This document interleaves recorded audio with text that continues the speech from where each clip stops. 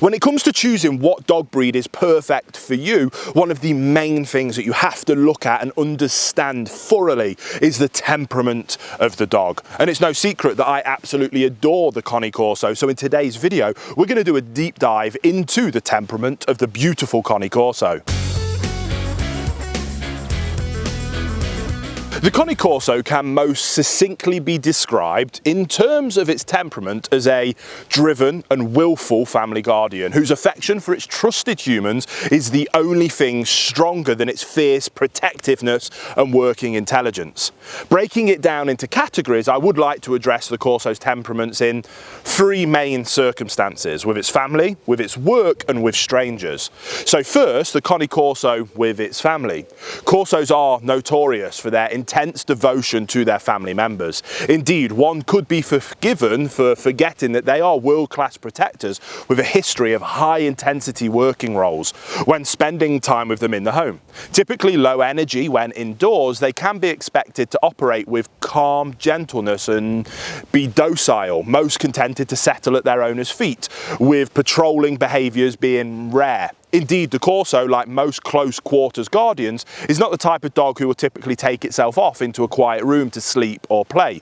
Either, much more likely, is that it will migrate with the family to whichever room they are, settling and resettling as its parents move from cooking in the kitchen to eating in the dining room to watching TV in the lounge.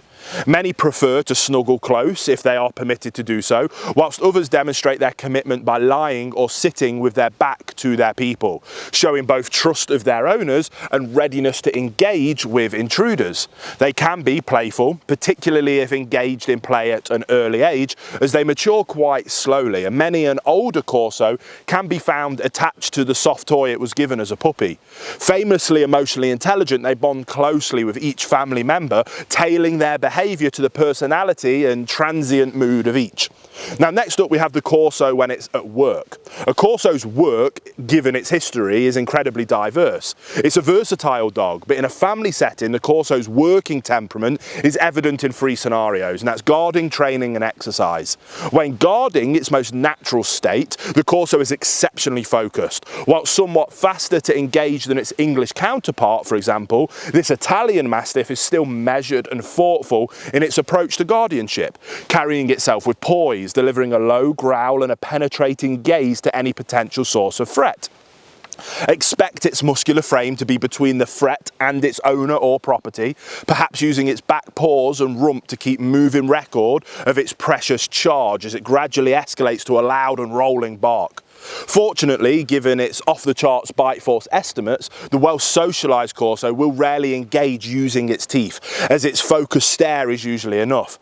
That focus and drive is evident during obedience training, where this dog also excels, combining its superb intelligence with a near unrivalled eagerness to please, not to mention a highly athletic body capable of great feats of strength and agility. Learning new skills and applying them to novel scenarios is easy for this traditional working breed, and it's not limited to one style or skill of learning either, like livestock work or prey focus, but it can excel at everything. Now, during exercise too, the Corso operates with the same drive and seriousness that it brings to the table during more obvious work, being both vigilant and energetic in equal measure.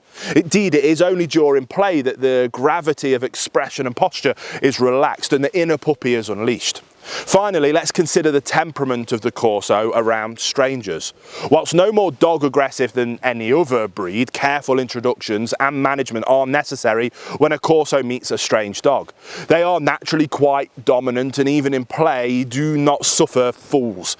It's not at all rare for Corsos to firmly correct other dogs during greetings and play if the other dog is impolite or deemed excessively boisterous. Typically, they are dog friendly when on neutral territory and love to frolic with new friends. Territory comes into it once again when it comes to strange people. In public, away from the home, Corsos are usually indifferent to friendly strangers, adopting a sense of aloofness more than unfriendliness, and can even usually be brought around to genuine sociability with new people when introduced. On their property, it's a different story. The Corso, when faced with unfamiliar people arriving on its land or to its front door, will adopt a deliberately confrontational stance, presuming the worst about visitors unless extremely well socialised from an early age, defaulting to growling and barking.